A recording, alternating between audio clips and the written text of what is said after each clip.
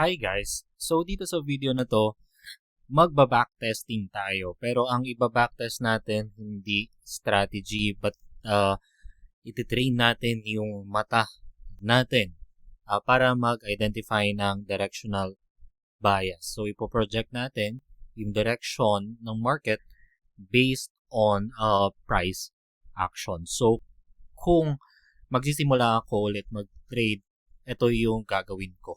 Unang-una kong gagawin.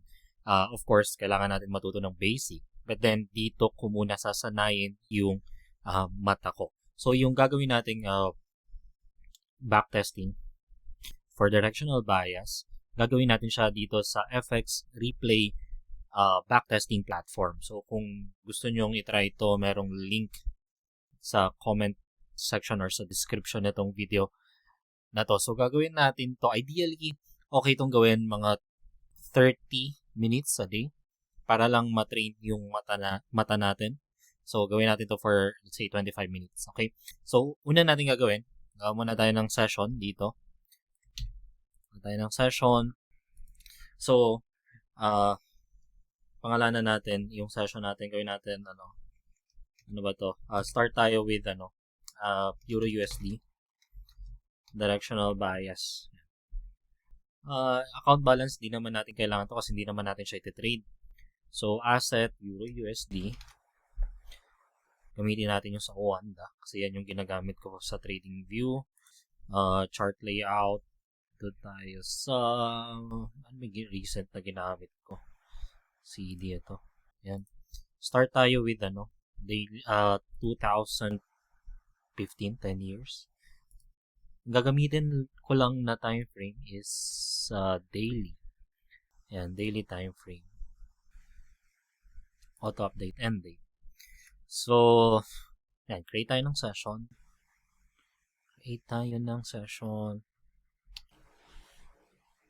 Okay itong gamitin, FX Replay, kung gusto nyong mag-test ng trading strategy nyo sa based sa historical data, right?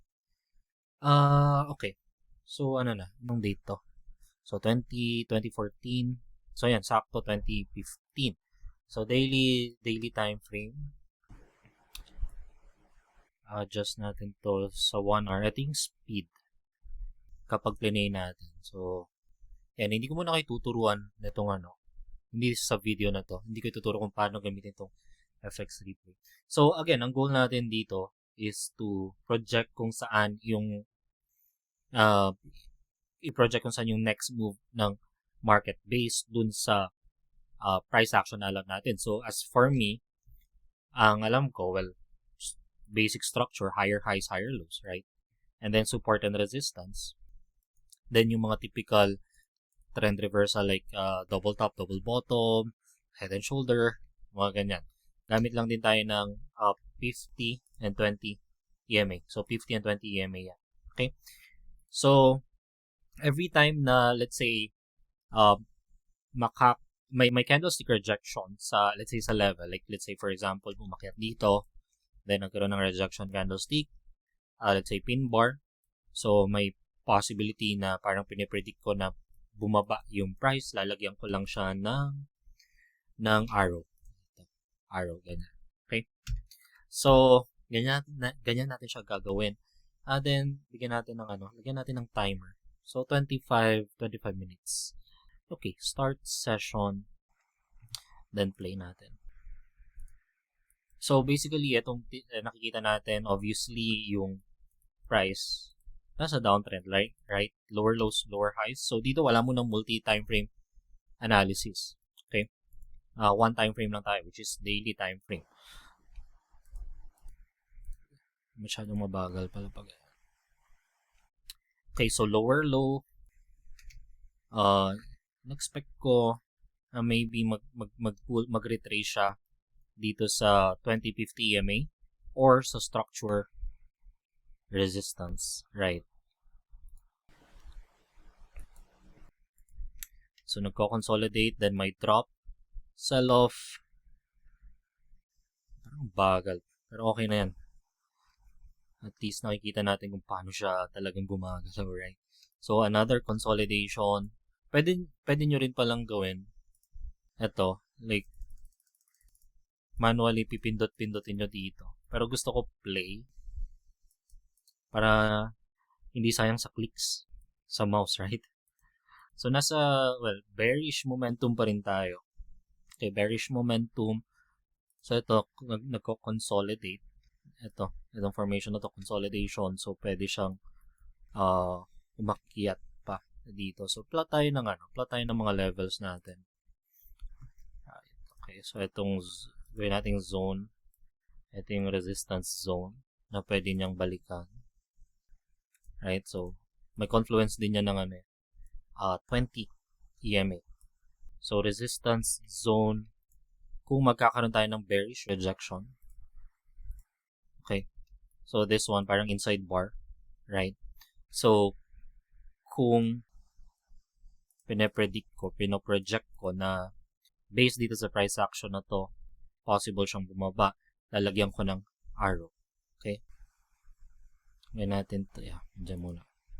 Arrow. So, maybe back to this level. Let's see. Okay. So, ito, pag bumaba tayo ng lower time frame, consolidation tayo. Well, obvious naman dito sa kahit dito sa daily, right?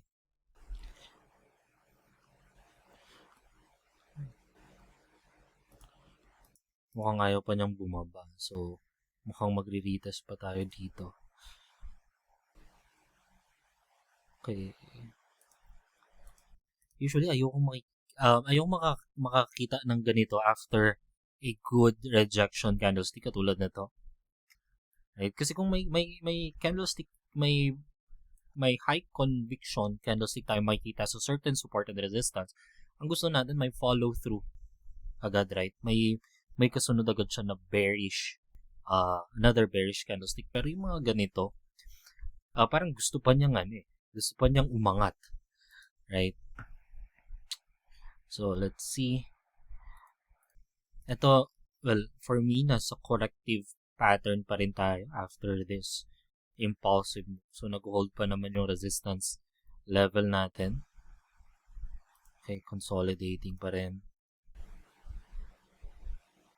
Consolidating. So, magma-March na 3 months. Okay. And, niretest naman niya. So, dito sa support area na to, bumalik naman tayo dyan, right? So, since medyo tumama na to, and nasa support level na tayo, dito mag-expect ako ng some kind of a bounce dito sa level na to. Pwedeng dito, right? Pwedeng bumalik siya dito for a range play or dito sa level na to kung magkakaroon tayo ng bullish rejection candlestick dito. Pero kung wala, most probably, magtutuloy-tuloy tayo pababa. So, nag-close below this level, right? For me, hindi pa to breakout or breakdown. Kasi wala pa siyang price acceptance. Ang gusto ko makita, multiple candlestick below this level para masabi ko na, okay, ano na to? Kumbaga breakdown na clear na yung level. Kasi kung ang susunod dito is bullish candlestick, that means failed breakdown siya. So, may possibility na magkaroon tayo ng bounce from here. Right? So, kung itatrack natin structure, ito yung last lower low. Ito yung lower high natin. Ito, hindi pa natin alam kung lower low ba to. So, question mark. Right? Okay. Okay, yan. So, of course, ito obviously legit breakdown. Okay, legit breakdown na to. So, may panibago tayong lower low. Very bearish yung candlestick niya. Okay, another one. Another bearish candlestick. Kakaroon ng momentum. Downside. As a pullback trader, gusto ko nakakita ng pullback. Pero hindi ganito kalaking pullback. Ito very aggressive netong pullback na to. So, ito may possibility na mag-continue to upside.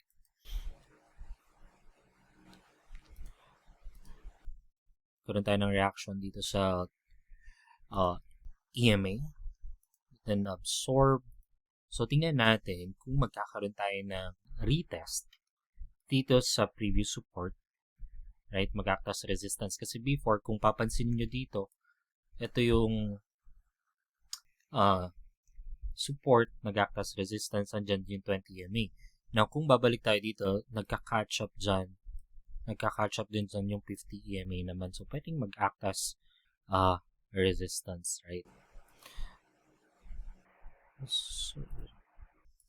So meron na tayong bearish rejection candlestick. Pero, ito, gusto ko sana nandito mismo. Hindi dito, pero dito sa level na to. Kung saan siya nag-act as support. Dito kasi ang nag-act lang as resistance dito yung 20 EMA and itong immediate resistance.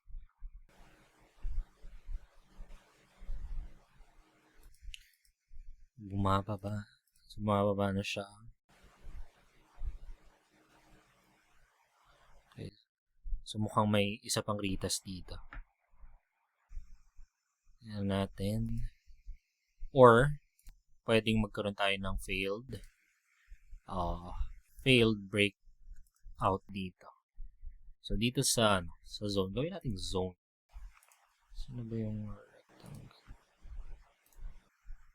Gawin natin zone. Gusto ko magkaroon ng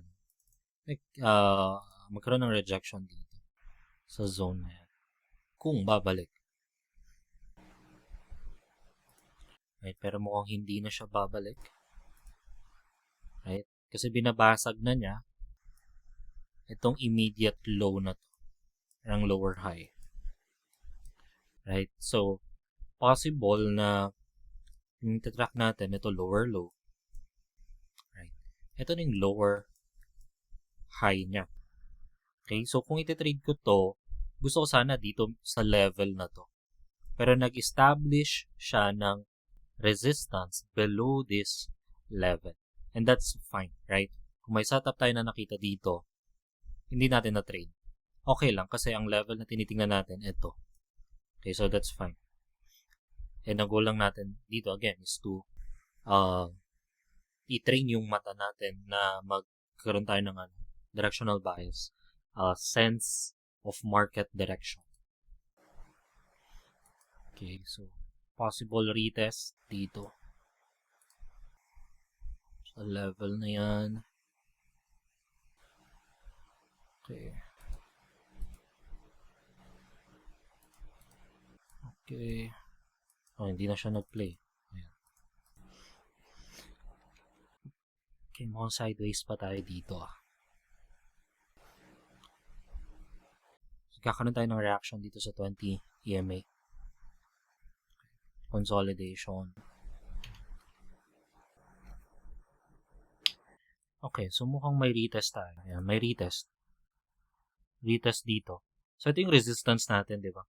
So, kung titingnan natin, looking left, support, resistance, resistance, resistance. Binalikan niya, fifth time, right? Fifth time.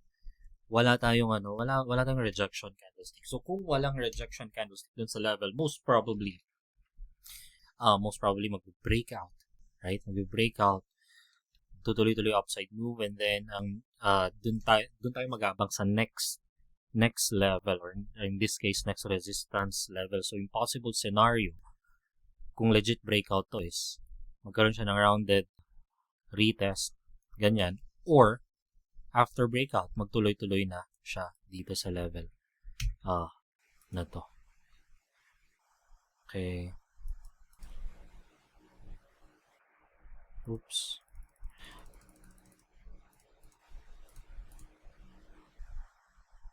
Okay.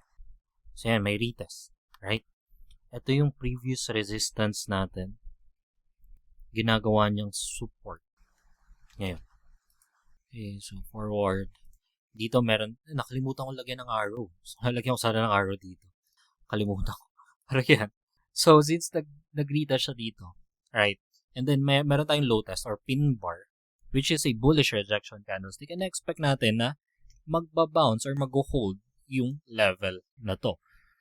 So, kung mag-hold to, ang next upside target natin or yung projection natin kung saan siya pupunta is yung next resistance, which is this case 115. Ito yung resistance natin before. Yan yung next level. Right? Okay, so medyo nabitin tayo ng konti. Okay, so retest ulit. O magre-retest ulit tayo ng support. And there. And na-retest na natin tong level na to. So, itong price action na ginagawa niya ngayon, mukhang nagde-decelerate na siya. Okay? Ibig sabihin, medyo nakawala na siya ng momentum. Right? Kasi, kung papansinin niyo sa normal trend, right? Higher high, higher low. Let's say. So, ito yung last higher high natin. Ideally, ang gusto natin, yung recent higher high, malayo siya dun sa previous higher high. Right? So, ito kasi, kung titingnan natin, ito yung higher high, right? Pullback, ito yung new higher high. Magkalapit lang sila. Okay? Magkalapit lang sila. So, for me, sign yan na nagde-decelerate yung price. Pero tingnan natin. Nasa resistance na rin kasi tayo.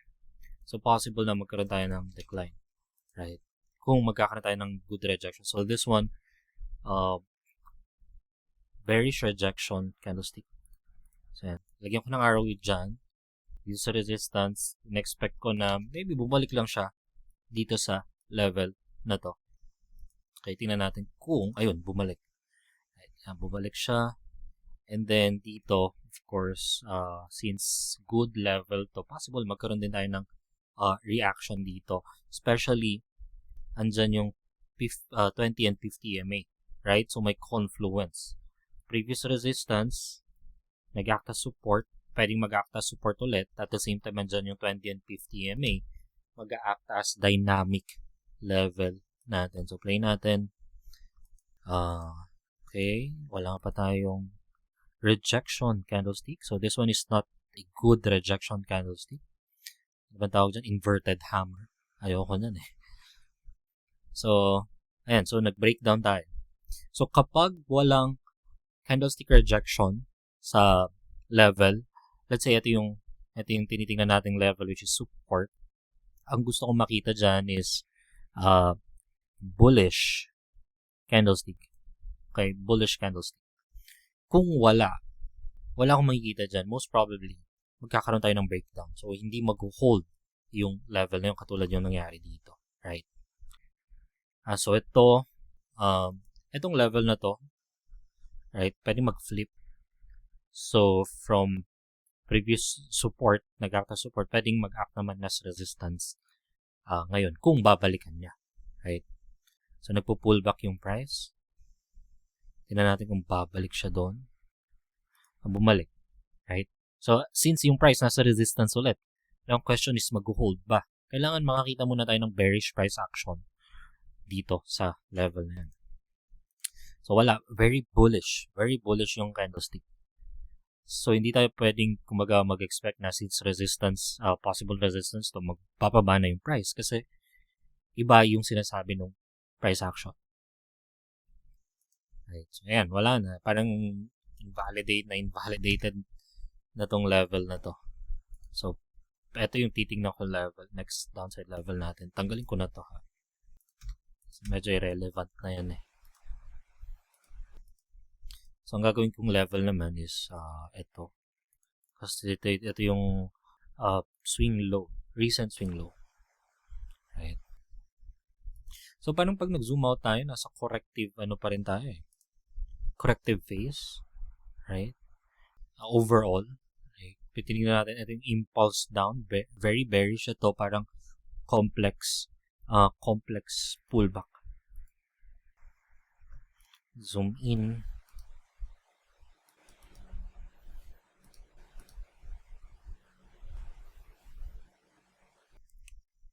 So, ang goal lang talaga natin dito is to i-train yung mata natin, tignan yung price action, para magkaroon tayo ng directional bias, right? And then, once nasanay na yung mata natin, then, dyan na tayo sisimulang backtest din ng strategy natin. Importante, meron tayong directional bias. So, yun yung gagamitin natin every day, right? To predict kung saan yung possible direction ng market. Now, this one, sign of deceleration. Pag nag-form ng wedge, ayan, right? Di-decelerate kasi kung papansinin nyo dito, may momentum tayo, bullish momentum candlestick, dalawa, pero walang follow through. Then itong malaking bullish candlestick na to, walang follow through, right? Sobrang bagal nung pag-aangat niya, so that means nagde-decelerate yung price, and may possibility na magkaroon tayo ng downside move. Okay,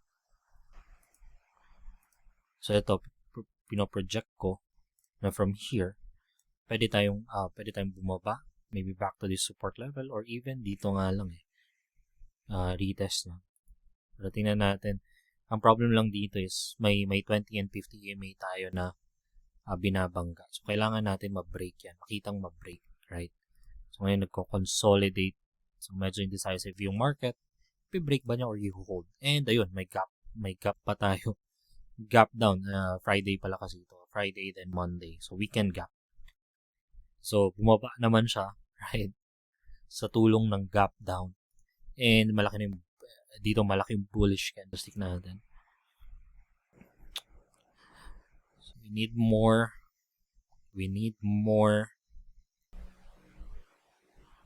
Okay, nag-gap ulit na Friday na ata. Ayan, Monday, Friday. So andito siya sa support area natin. Support area. Pero dito wala pa tayong good bullish candlestick. Ayoko nito. So it looks like a pin bar. Pero since nasa support tayo, gusto ko green siya, hindi red. So yung support natin, gawin nating zone. So from here to here, ito, buong zone yan. Kasi nagkaroon na tayo ng bounce dyan. And hindi naman ganon kalayo yung pagitan nila. So nasa ilang minutes na ba tayo? So meron ba tayong 6 minutes? So 25 minutes a day lang, guys. Tingnan natin. And from time to time, guys, huwag niyong kalimutan mag-zoom out, right? To see yung parang overall picture ng market. Then zoom in ulit kayo. So ito, yun, pag nag-zoom out tayo, it looks corrective pa rin. Parang wala pa nga tayo nakikitang bullish reversal pattern dito. Like,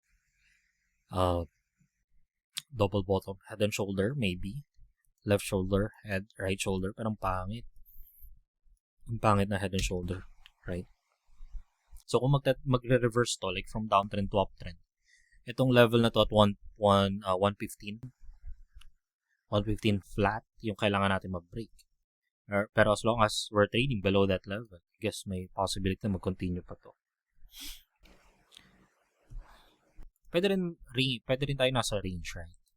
Kasi may dalawang rejection tayo sa upper extreme, isa sa lower extreme. So kung magkakaroon tayo ng rejection candlestick, mag-hold tong support, most probably nasa range tayo. Pero kung magbe-breakdown, wala tayong hindi mag-hold dito, malaking chance na bumaba tayo, right? So, dito, since nasa support area tayo, again, titingnan natin kung mag-hold ito. So, we need to see candlestick rejection, right? Bullish price action. And, ayun, right? May bullish candlestick tayo. So, kung titingnan natin, looking left, nasa support level tayo, right? Support yan before. And kung titingnan natin, candlestick by candlestick. So, from here, kasi ito yung swing high natin na last, may very bearish rejection candlestick tayo, pero followed by doji. And then another one, bearish candlestick, smaller than this one.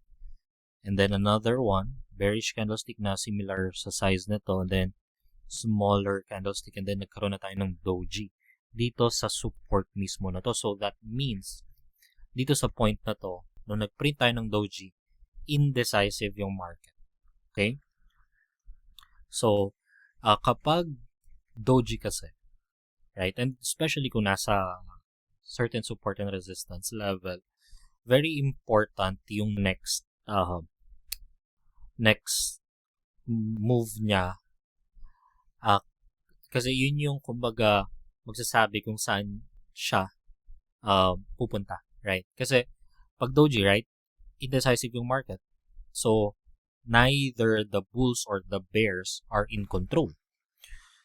So, para malaman natin kung sino yung may control, dapat umalis siya dun sa doji na yun. So, dun sa indecisive range na yun. So, kung magbe-breakout tayo, magbe-break niya yung upper wick ng doji, that means bulls are in control. Kapag yung baba, yung lower wick, that means bears are in control. In this case, nagkaroon tayo ng break sa upper wick. And then nag-close tayo above very bullish candlestick. So that means bulls are in control. There's a possibility na umangat tayo. Now, kung tinitingnan natin to, okay, magbabounce siya, saan yung next? Saan siya pwedeng pumunta, right? Ito, medyo tricky. Why? Kasi itong level na to, pwedeng mag-act as resistance. Kasi nag-support siya before support. And also, binabangga din natin or babanggain din natin yung 20 and 50 EMA, which can also act as resistance. Okay? So, again natin to kasi we're expecting a bounce from here. Maybe i-test yung 20 and 50 EMA. Tingnan natin. Okay, so tinest yung 20 EMA. And then, medyo nag-struggle siya. And ayun, 50 EMA. Right? 50 EMA. So, kung magtutuloy-tuloy to, well, basically, ngayon, nasa range na tayo kasi meron na tayong dalawang rejection sa resistance and then dalawang rejection sa support. So, for me, kapag may ganyan ako nakita, that means nasa ranging market condition na tayo. So, kapag ganito, gusto ko lang mag-trade either sa upper extreme or sa lower extreme. Doon lang ako kumbaga nagpe-pay attention. Kasi yung middle ng range tends to get choppy. So nag-hold yung 20 and 50 MA. Yung 20 and 50 MA, yung EMA, laging indicators sila. So binibase lang yung calculation na binibase lang sa price movement, right? But helpful siya in confluence with other kumbaga technical tools like horizontal support and resistance, yung mga ganyan. Huwag kayong mag-realize solely sa indicator. Kailangan may kasamang technical tools pa rin, right? Pero very helpful siya na gamitin. So, bumalik tayo sa support after rejecting the 20 and 50 EMA. So, nasa lower extreme tayo, meaning yung support ng range. So, medyo adjust natin yung level natin. Ayan. Okay, then. Okay, so meron tayong hammer or pin bar or low test. Kung ano man tawag nyo dito. Para sa akin kasi it doesn't matter kung anong tawag ko sa candlestick eh. Ang importante yung candlestick, bullish or bearish, makita natin siya sa right location. Meaning, support and resistance. Right? Pero ito, pag ganito, ayoko makita to dito eh. Gusto ko makita siya dito mismo sa level na to. Nag-failed breakout siya. Failed breakdown. Right? Pag ganyan, ayoko. So, ranging, well, basically ranging siya. So, as you can see, nag-hold and nasa 20-50 EMA. So, dito again, since nasa middle tayo ng range, pwedeng maging choppy yan. And hindi ako interested mag-trade dyan. So, ayan na. So, from lower extreme, andito na tayo sa upper extreme. Again, nasa range tayo. So, we're expecting somehow magkaroon ng reaction dito sa level na to. Right? Isang importante, kapag tumitingin din kayo ng support and resistance, paano pumunta yung price dun sa certain level na yon. So from here, very aggressive nung rally natin. May momentum. So mahirap mag-short kayo agad dito. Mahirap. Well, for me, hindi ako nag-short ng ganyan. Gusto ko somehow may deceleration. Dito, ayan. Right? Very aggressive. So nag-breakout. Breakout siya. And ito yung sinasabi ko kanina na we need to see multiple candlestick above or below a certain level para masabi natin na nag-breakout siya. So dito isa lang, right? Kasi pwede rin kasing mangyari pag nag-close to ng ganyan, yung kanina, pwedeng fail breakout siya. Parang tinatrap lang yung mga may position na dito. So since ito, right, failed itong ginawa niya na to, yung bullish candlestick na to, walang follow through. Like imagine, sobrang laki nitong candlestick na to. So parang isipin natin, okay, ang daming buyers, bulls are in control. But then bakit wala siyang follow through, right? So that means failed breakout siya. So may mga times na nagli-lead to ng reversal. Pero titingnan yung context kasi dito, in this case, range tayo. So parang pag range, nagpipingpong lang yan, upper, lower, extreme, or middle ng range. Right?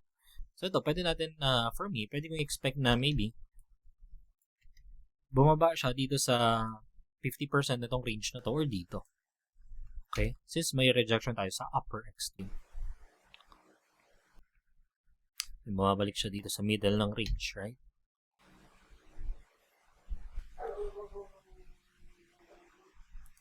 Teka, ano yung timer natin? Di na tumunog. Ayun, naka-break na pala tayo. So, lagpas na tayo sa time natin. Usually, tutunog yan eh. Anyway, so dito muna natin tatapusin itong backtesting session natin. So, kung gusto nyo sanayin yung mata nyo guys na mag-project or magbasa ng market, try nyo tong ginagawa na to. And huwag kayong magbabad. Like, sa isang araw, 2 hours kayong magkaganito. Wag. Gawin nyo lang siya consistently every day. Mga 25 to 30 minutes. Okay? So, yun lang. Kita-kits tayo sa next video.